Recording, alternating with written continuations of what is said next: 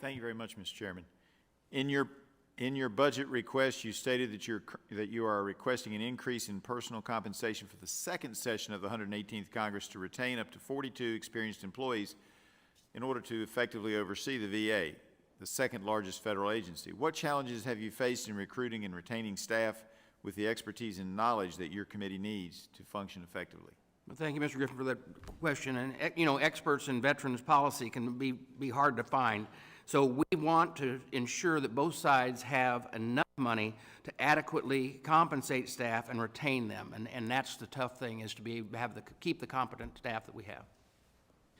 And also, last year you spent over $100,000 on travel, and now you're requesting $150,000 for travel for both sessions of the 118th Congress. Is committee travel an essential part of your committee's oversight responsibilities?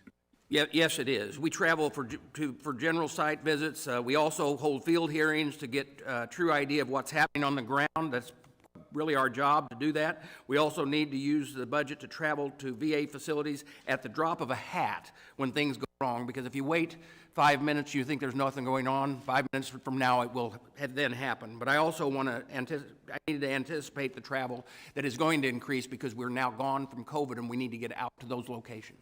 Well, let me say, I do think that's important, Mr. Chairman, because before redistricting, I had a veterans hospital in my district. Now it's a few miles outside of my district.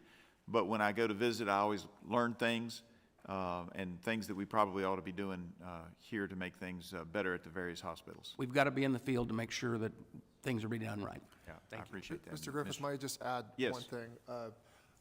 Mr. Chairman Boss and I have both shared a concern over the electronic health records. Chairman Rowe, when Phil Rowe was the chair, he established a special. We established a fifth subcommittee related to we call it the Technology Modernization Committee. We need finding people who have that expertise in computer technology, in electronic health records. As you might imagine, trying to pay salaries that are competitive is difficult. And so this is, I think, a good example to share with you in terms of just, the struggles and challenges we face in that area. I appreciate it. Thank you, Mr. Chairman. I yield back to you, and I assume we're going to reserve the rest of the time in case you have a question. Absolutely reserve